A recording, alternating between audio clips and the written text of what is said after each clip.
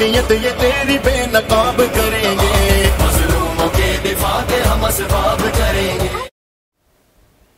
السلام علیکم ورحمۃ اللہ وبرکاتہ۔ محترم ناظرین کرام، تحفظ-ے-دین اور MRF ٹی وی لائیو کے سلسلہ خبروں کی خبر میں آپ کا استقبال ہے۔ دیش و دنیا کی خبروں کے ساتھ میں ہوں سہیل خان شاہدی۔ بڑھتے ہیں آج کی تازہ خبروں کی طرف۔ ناظرین، ہم پہلے آج کی خبروں کی سرخیاں جان لیتے ہیں۔ امت شاہ کے خلاف 𝗤𝗂𝗃𝗀𝗃 کا مقدمہ دوسری عدالت میں کیا گیا منتقل۔ کیرلا میں لو جہاد معاملہ پر میٹرو مین کے بیان پر گورنر عارف محمد خان کا رد عمل ظاہر ہوا۔ دہلی فساد میں تباہ جنتی مسجد تعمیر نو کے بعد نمازیوں کے حوالے کر دی گئی۔ کسان تحریک میں کسانوں کو فصل برباد کرتا دیکھ کر بھارتیہ کسان یونین بھی ہوئی مغموم۔ یوگی حکومت نے پیش کیا 5,50,270 کروڑ روپے کا بجٹ۔ آل انڈیا مسلم پرسنل لا بورڈ کے مجلس عاملہ کا ایک اہم اجلاس۔ ناظرین، اب خبریں تفصیل سے۔ مغربی بنگال میں سالٹ لیک میں ودھان نگر کی ایک خصوصی عدالت نے مرکزی وزیر داخلہ امت شاہ کے خلاف ترنمول کانگریس کے رکن پارلیمنٹ ابھیشیک بنرجی کے ذریعے دائر 𝗤𝗂𝗃𝗃 کا مقدمہ بینک شال میں میٹروپولیٹن عدالت میں آج منتقل کر دیا۔ اس معاملے کی سماعت MPMLA عدالت میں آج شروع ہوئی تھی۔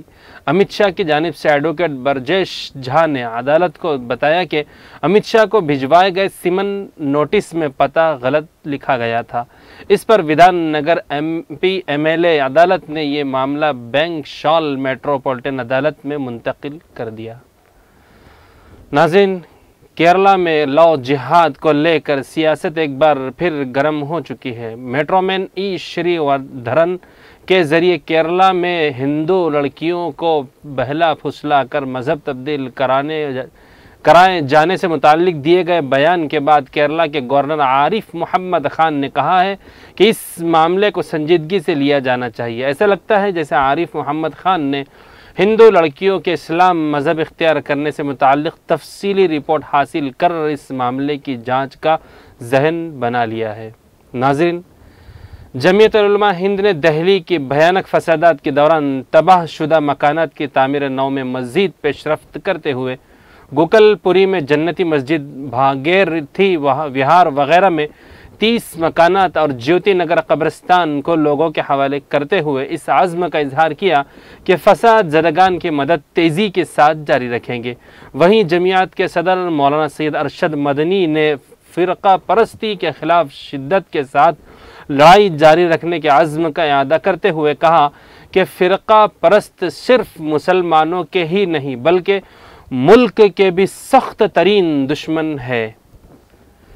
ناظرین، کسانوں کے ذریعے زرعی قوانین کی مخالفت عروج پر ہے۔ حالات ایسے پیدا ہو گئے ہیں کہ کسان تحریک میں شامل ہونے کے لیے کسان مظاہرین اپنی فصلوں کو برباد کرنے سے بھی پیچھے نہیں ہٹ رہے۔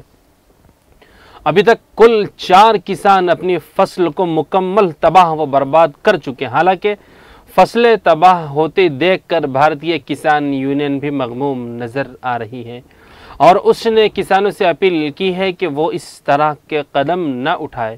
دراصل زرعی قوانین کے خلاف دہلی کے سرحدوں پر جاری کسانوں کے دھرنے میں بھارتیہ کسان یونین کے قومی ترجمان راکیش ٹکیت نے اتر پردیش کے کسانوں سے گزارش کی تھی کہ وہ تحریک میں پہنچنے کے لیے چاہے اپنی کھڑی فصلوں کو ہی تباہ کر دے لیکن مظاہرے میں ضرور شامل ہو۔ اس اپیل کے بعد ہی کسانوں کے ذریعے کھڑی فصلوں کو تباہ کرنے کے معاملات سامنے آنا شروع ہو گئے۔ ناظرین، اتر پردیش کا پہلا پیپر لیس بجٹ پیش کیا گیا۔ وزیر مالیات سریش کھنہ نے یوگی آدتیہ ناتھ حکومت کا 5واں اور آخری 5,50,270 کروڑ کا بجٹ پیش کیا۔ وزیر مالیات نے بجٹ تقریر میں کہا کہ اس بار کا بجٹ ڈیولپمنٹ کو وقف ہے۔ انہوں نے کہا کہ ہمارا فوکس خود کفیل یوپی پر ہے، اسی کے ساتھ ترقی کو آگے بڑھایا جا رہا ہے۔ انہوں نے کہا کہ مہیلا سامرتھیہ یوجنا کو اب ریاست بھر میں نافذ کیا جائے گا۔ بجٹ میں کہا گیا کہ ریاست میں بند پڑی سبھی کٹائی ملوں کو پھر سے شروع کیا جائے گا۔ وزیر مالیہ سریش کھنہ نے بجٹ تقریر میں کہا کہ ریاست میں زیادہ پروڈکشن والی فصلوں کو نشان زد کیا جائے گا، بلاک سطح پر زرعی پیداوار تنظیموں کا قیام کیا جائے گا۔ انہوں نے بتایا کہ اس کے لیے 100 کروڑ روپے دیے جائیں گے۔ وزیر مالیت نے کہا کہ کسانوں کو مفت پانی کی سہولت کے لیے 700 کروڑ روپے دیا جائے گا۔ کسانوں کو رعایتی دام پر قرض دینے کا بھی اعلان کیا گیا، جبکہ عوام کسانوں کا کہنا ہے کہ یہ سب بس ایک دھوکہ ہے۔ اگر بی جے پی حقیقت میں کسانوں کی خیر خواہ ہوتی تو کیندر میں بھی تو بی جے پی ہی ہے، اب تک تو کسانوں کے جائز مطالبات کو پورا کر دیا جاتا تھا۔ آج ہمارے کسان بھائیوں کا کھلے آسمان کے نیچے بیٹھنے کا 87واں دن ہے اور اب تک 250 کے قریب ہمارے کسان بھائیوں نے موت کو گلے لگا لیا ہے، لیکن یہ ظالم حکومت پھر بھی اپنے غلط فیصلوں کو واپس لینے کے لیے بالکل تیار نظر نہیں آ رہی۔ ناظرین، 21 فروری کو 10 بجے منعقد ہوا اجلاس کی صدارت حضرت مولانا سید محمد 𝗕𝗂𝗏 ندوی نے فرمائی۔ اجلاس میں ملک بھر کے 45 ارکان نے شرکت کی۔ بورڈ کے جنرل سیکرٹری حضرت مولانا سید محمد ولی رحمانی صاحب نے اجلاس کی مقاصد پر روشنی ڈالی اور کچھ ایجنڈوں کے مطابق بجٹ پیش کیا۔ ممبئی اور کولکتہ ہائی کورٹ میں چل رہے مقدمات پر بھی گفتگو ہوئی۔ دارالقضاء کے رول اینڈ ریگولیشن کو آخری شکل دینے کے لیے وکلاء قضاء اور وکلاء پر علماء قضاء اور وکلاء پر مشتمل ایک ٹیم تشکیل دی گئی۔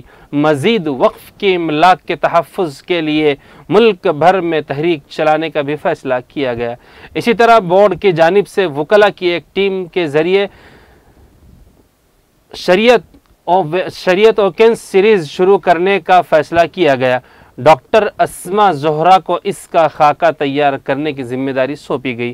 اسی طرح بورڈ کی جانب سے ایک قانونی دستاویزی مجلہ اردو اور انگریزی زبان میں شائع کرنے کا بھی فیصلہ کیا گیا۔ بورڈ کے ویب سائٹ کو اپڈیٹ کرنے اور زیادہ سے زیادہ لوگوں کو جوڑنے اور اس کے فوائد کو عام کرنے کی تجویز بھی منظور کی گئی۔ اس کے علاوہ کئی ملی مسائل اور مسلم پرسنل لاء بورڈ سے متعلق ضروری ایجنڈوں پر گفتگو ہوئی۔ یہ اجلاس بورڈ کے صدر کی دعا پر اختتام پذیر ہوا۔ خیر ناظرین، آج کی تازہ خبروں میں بس اتنا ہی۔ دیش و دنیا کی خبریں پانے کے لیے جڑے رہے ہمارے ساتھ۔ پھر کل ملاقات ہوں گی تازہ خبروں کے ساتھ، تب تک کے لیے مجھے دیجیے اجازت۔ اللہ حافظ والسلام علیکم ورحمۃ اللہ وبرکاتہ۔ مدہوش نہیں بیدار ہیں ہم، ہر آہٹ پہ تیار ہیں ہم، سمجھے نہ کوئی غافل ہم کو اس ملک سے پہلے